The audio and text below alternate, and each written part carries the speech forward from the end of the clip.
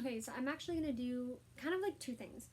So this video is going to be on confrontation and public access.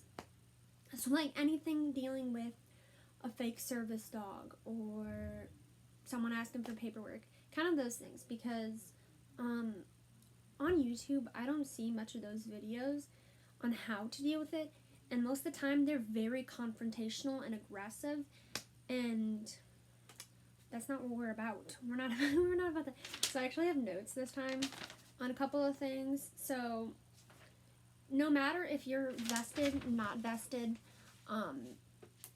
off leash, you legally are protected by the ADA.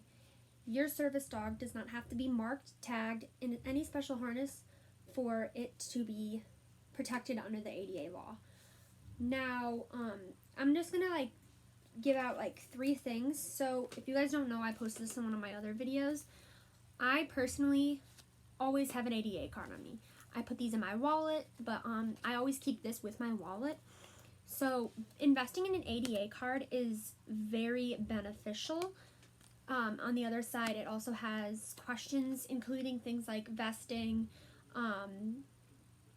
laws and stuff. So these are really cheap. You can get, for $5, you can get 100 of those cards. And they've been a lifesaver, even in confrontation. So I've been in 2 incidents where things just got really heated.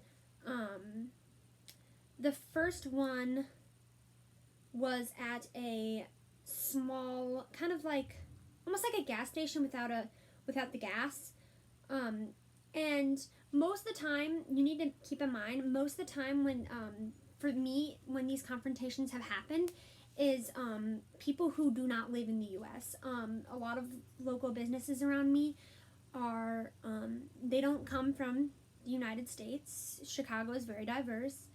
And so you also just have to keep in mind that some of these employees don't know the law. This goes for people in the U.S., people who are born here, anyone.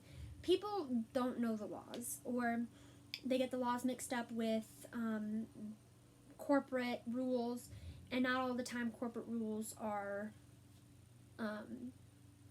legal. They have flaws. With local businesses too, it's like the boss says this, the boss says this. And that's what happened with my first public access. I did have the cops called on me, but the one thing that made it work on my end, I went to this store. I wanted to buy some soda for a barbecue that I was going to, and this was my first time bringing Zeke to a barbecue. He was still young. He was totally okay. He was being service dog material. So we went into the store. The guy just started freaking out. He would not accept my ADA cards, and he was just yelling at me you need to get that dog out. That dog shouldn't be here. My boss said no dogs, and I'm just sitting here calmly. Keyword, calmly. Calm is how you should be. You should also, I didn't record, but my 3 recommendations are: record for your safety and in case you do have to get an attorney. To know your laws, you need to know your laws. If you're a service dog handler, you need to know your laws. Just the basics. So stay calm, know your laws, and what else did I say? Know your laws, stay calm, record. Those are my 3 things. Also, in my 4th one is to make sure you and your dog are safe. Staying calm will also help your anxiety, because even if you don't have anxiety, these situations are very stressful. So it's very important for you to stay calm for your health and for it to work out with the other person. But in this case, this guy was just screaming at me. He was not having it. And I was staying calm the whole time. And he was like, I'm going to call the cops if you don't get out. And I was like, okay, sir, you can call the cops. He's medical equipment. He's a service dog. And so I sat outside. I legally didn't have to, but I just didn't want any more confrontation.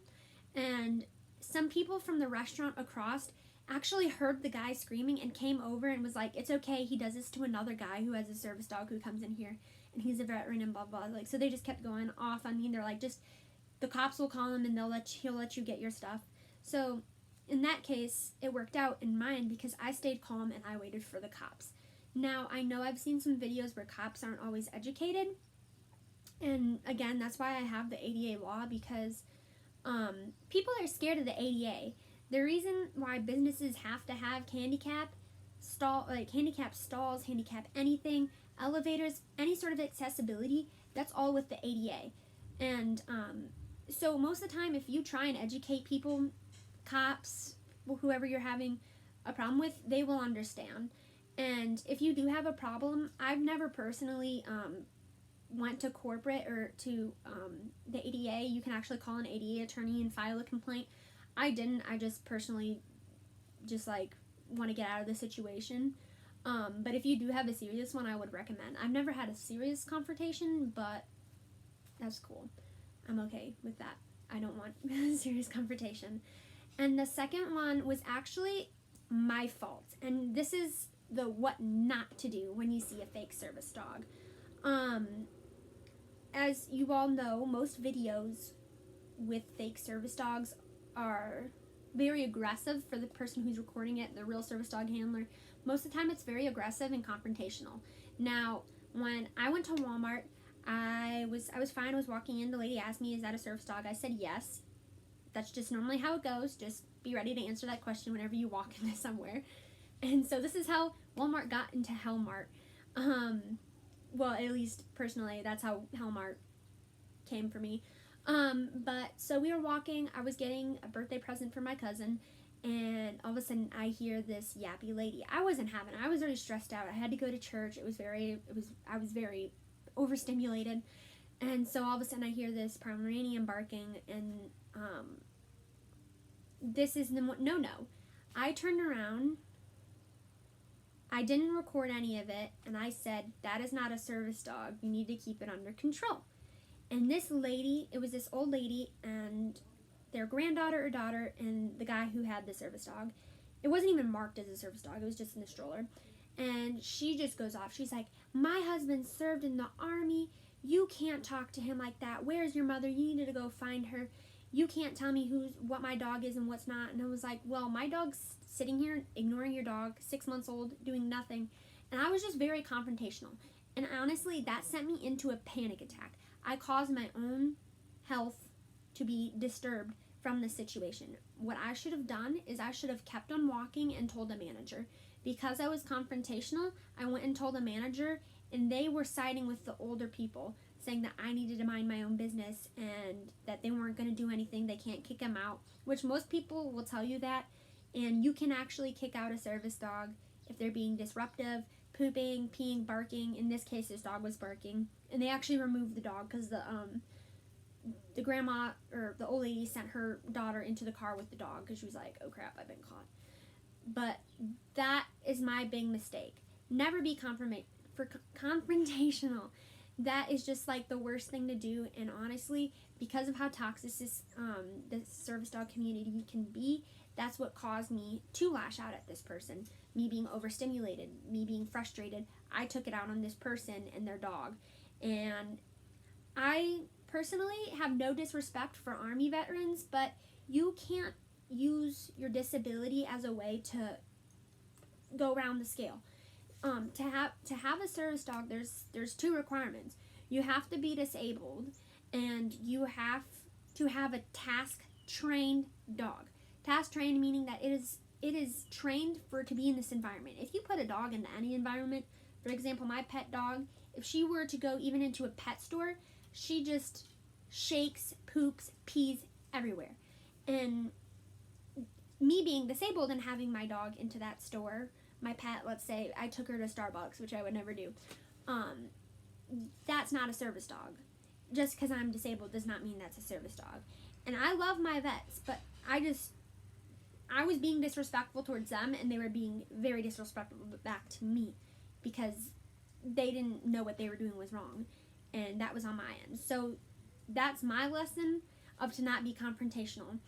So what I do in those situations now, learning from that lesson, is I record for my safety and my dog's safety, because if that dog, let's say if it was a big dog and the owner loses grip of the leash because that dog's pulling, if that dog attacks my dog, one, I have it on video, and two, it's going to help me if I have to go to court because my dog is injured. And by law, if you intentionally or fake a service dog, which is actually I think it was considered identity fraud, or it's some sort of fraud. You faking a service dog is actually fraud. And so if that service dog was to attack my dog, that person would be responsible, and I would have video proof of that if in case there was no audience around to see the chaos. So before you even record, you need to make sure that your dog is safe. You need to make sure you are safe too, because most of the time service dogs, fake service dogs, are aggressive or they will bark. But the point is that you need to have proof, and you need to make sure that you're staying away. A couple times I was in the mall. What I do, the only one time I actually got a fake service dog on video was because I had to record it because I was trapped.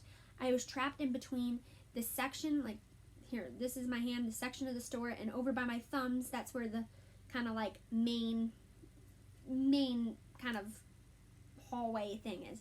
So my point is, I had to record because there was no way out. No matter what, this dog, who even was in a crate, he was kind of like in one of those fabric thingies, there was no way getting around it. And that's the only reason I got it on video, is because I had to go around it and there was no way else. If there was a service dog, in maybe the food courtyard, I would try my best to get away from it. And that's what everyone should be doing, because you're risking your medical equipment. And if that's your responsibility as a service dog, is to protect you and your dog and to protect others. So even like this, like, you don't want to disrupt that fake team or that untrained dog because you don't want it to hurt your dog or anyone else around it. You just don't want to aggravate it. So just go away. Don't be confrontational. Get your phone out and just walk away. And once you're from a distance and you want to be snotty and rude and be like, oh, we're just a fake service dog, cool. Just make sure your dog's safe. That should be your number one priority in any sort of situation. Now, there's been a couple times too I've been in confrontations where it was someone, not an employee, just random old people just in general, just walking by like, oh, is that a service dog? Or they see you and you're like, you don't look disabled, you don't need that dog. Or is that dog, are you training that dog? You just say, no, he's a service dog. And if they ask what it's for, just be like, legally, I do not have to give you that private information. It's just the basics. And also, I think I mentioned this, with Store P, like public access, if you do have confrontation on these cards too, they do say on here, businesses may ask, is that a service dog? What task does that service dog perform?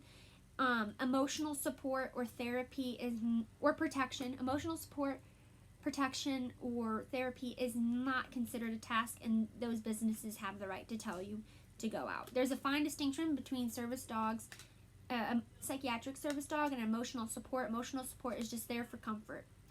Psychiatric service dogs, it's just crazy how different they are. They can sense before the attack. They can interrupt. They can actually guide you out of a building if you can't comprehend, if you're dissociating, things like that. So they're just definitely way different. So those are other things. It says like businesses may not require identification or ask for the person's disability or a doctor's note. None of that. They can also not segregate you. So if you're at a diner and they're like, oh, can we put you in the corner? If they need to, I mean, my thing is, as long as I'm not causing a disruptance, but let's say I want to go I'm not 21, but let's say I just want to go sit at the high table, and they're like, oh, well, you should sit over there because you're service dog. Then that would be segregation, due to your disability and your service dog. But businesses can ask you to leave if you're being out of control, if you or the dog is being out of control, or if that dog possesses a direct threat or safety thing. Businesses are required to let you in even if they sell food, and it says on here that like you have to pay. Violators of the 8A can require to pay money damages and penalties. I don't think I mentioned this too, but any identification paperwork other than your doctor's paperwork, I personally do have a doctor's note for Zeke.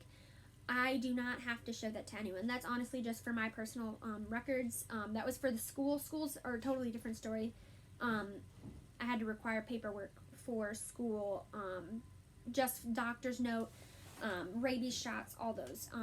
Schools are allowed to require those. And it was a public school, but it's considered private property once students are on there. So that's a whole different story. But I do have paperwork. You can have paperwork, such as doctor's notes. But if you go online and pay for a certificate, that's fake. You just wasted like $60 plus a vest and ID and all that jazz. What else? There's other signs. If your dog is a program dog, that certificate of training is not an entrance access for public access. That's just that proof that you paid for a trained dog. That's not a form of access to get into a public building.